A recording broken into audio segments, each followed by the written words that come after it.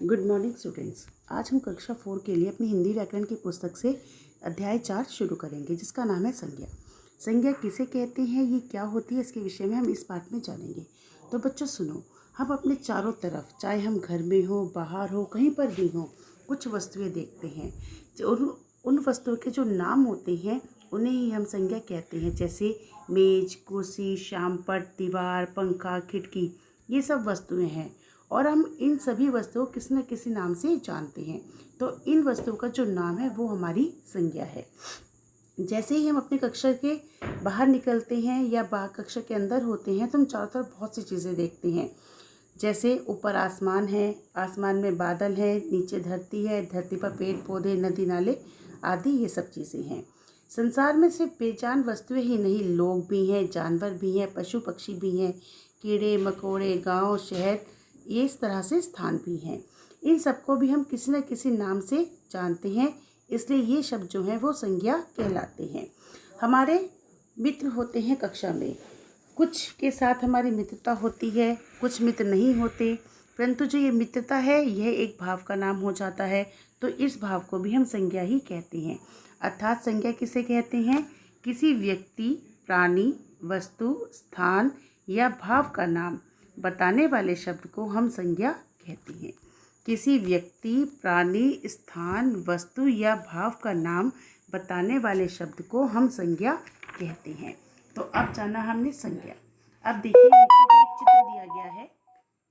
इस चित्र में कई तस्वीरें हमें नज़र आ रही हैं, जिनमें से कुछ प्राणी हैं और कुछ प्रकृति से संबंधित वस्तुएं हैं।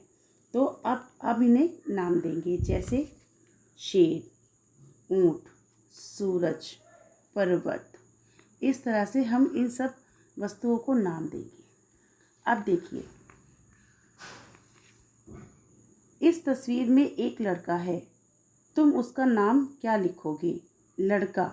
यदि हम लड़का लिखेंगे तो ये बनेगी हमारी जातिवाचक संज्ञा, और यदि हम राहुल लिखेंगे तो ये हो जाएगी हमारी व्यक्तिवाचक संज्ञा।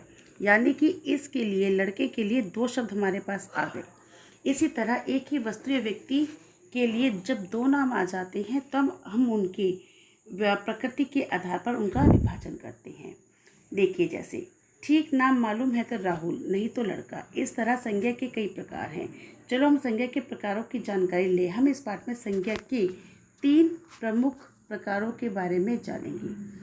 पहला जातिवाचक संज्ञा, दूसरा व्यक्तिवाचक संज्ञा, तीसरा भाववाचक संज्ञा। पहला जातिवाचक संज्ञा।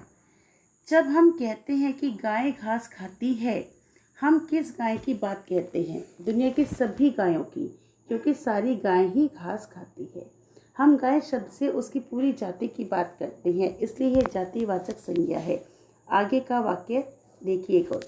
गाय एक जानवर है, जानवर भी जातिवाचक शब्द है। यह बड़ी जाति है, इसमें गाय, घोड़ा, गधा, कुत्ता आदि कई जातियाँ आती हैं। जातिवाचक शब्दों से हम दुनिया की अनेक वस्तुओं को पहचानते हैं, उनके बारे में बातचीत करते हैं। इस प्रकार किसी एक तरह के मनुष्य, प्राणी, वस्तु या स्थान के सामान्य नाम को हम जातिवाचक संज्ञा कहते हैं। सामान्य नाम को किसी भी मनुष्य, प्राणी, वस्तु या स्थान के सामान्य नाम को हम जातिवाचक संज्ञा कहते हैं।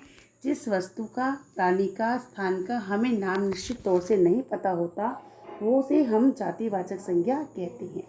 तो दूसरी हमारी व्यक्तिवाचक संज्ञा। व्यक्तिवाचक संज्ञा देखिए, जैसे मेरे पास एक गाय है।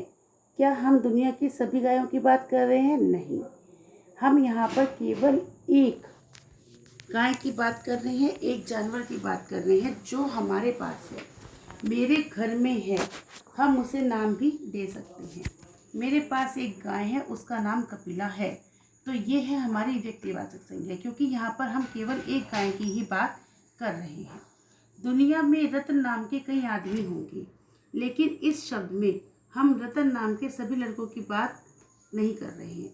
रतन जातिवाचक शब्द नहीं है, यह सिर्फ एक व्यक्ति की बात बताता है, इसलिए रतन व्यक्तिवाचक संज्ञा है।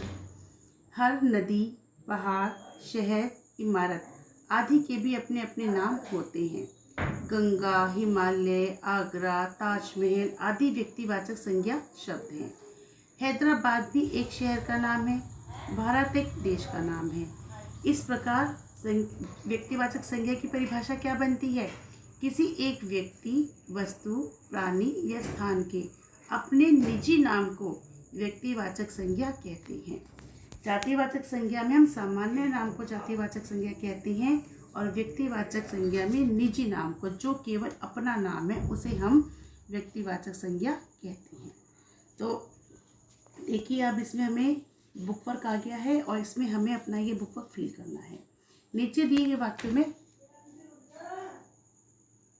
करना है। तो बच्चों ये जो बुक वर्क है वो आपको PDF में मिल जाएगा। तब तक आप अपने पाठ को पढ़ें और उसे समझने का प्रयास करें। अब हमारा रह गया एक भाववाचक संज्ञा, जो हम अपनी अगली क्लास में करेंगे।